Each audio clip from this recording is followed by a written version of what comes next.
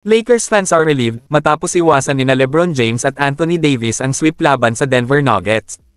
Ang Los Angeles Lakers ay malapit ng moalis at maraming fans ang nawalan na ng pag-asa na makakita ng isa pang panalo ngayong season. Gayunpaman, kahit papaano, nagtagumpay ang Lakers na manalo sa Game 4 upang tapusin ang kanilang sunod-sunod na pagkatalo laban kay Nikola Jokic at i-extend ang kanilang season para sa isa pang laro.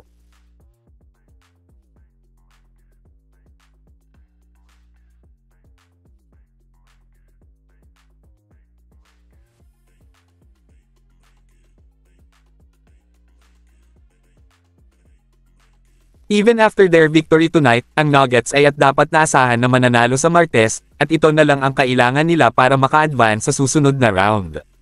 Sa ngayon, gayunpaman, ipinagdiriwang lamang ng Lakers Nation ang anumang panalo na maaari nilang makuha, no matter how temporary.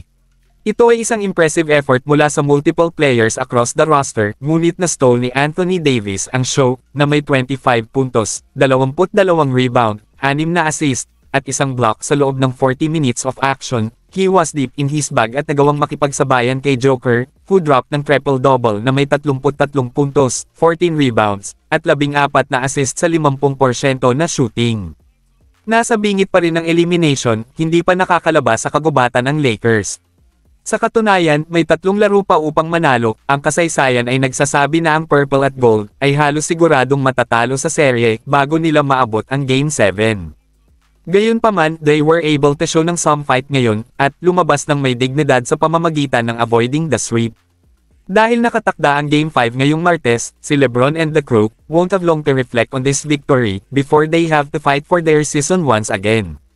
Laban sa isang bigger, deeper, and more talented Nuggets team, the odds are stacked against LA, na gumawa ng kasaysayan at maging ang unang team na mag-comeback pagkatapos matalo sa unang 3 laro, but they are taking it one game at a time, at ang mga fans ay umaasa ulit for the first time since the series started.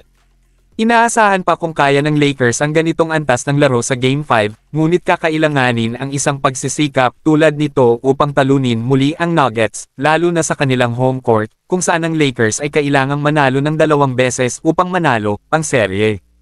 Hindi bababasa, kakailanganin nila ng isa pang halimaw na laro mula kay Anthony Davis, who is the only one keeping them relevant right now. Mula nang dumating siya sa team ilang taon na ang nakararaan, hinihiling ng mga fans na si Anthony Davis ay mag-step up at kunin ang kanyang nararapat na pwesto bilang leader ng Lakers. Sa halos lahat ng oras niya rito, naglaro siya ng second fiddle kay LeBron James, as he struggled to stay healthy at available sa court. Ang season na ito ay isa sa pinakamahusay ni Davis at tila nagkakaroon siya ng panibagong tagumpay sa kalagitnaan ng kanyang karera.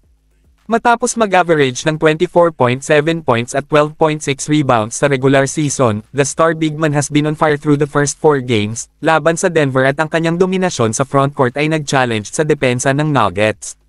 Kung may pagpapatuloy ni Davis ang momentum na ito at madala ang pangingibabaw na ito sa susunod na laro, maaaring sapat na ito upang gawin itong isang real series, at things could get mighty interesting na manalo silang muli sa Martes.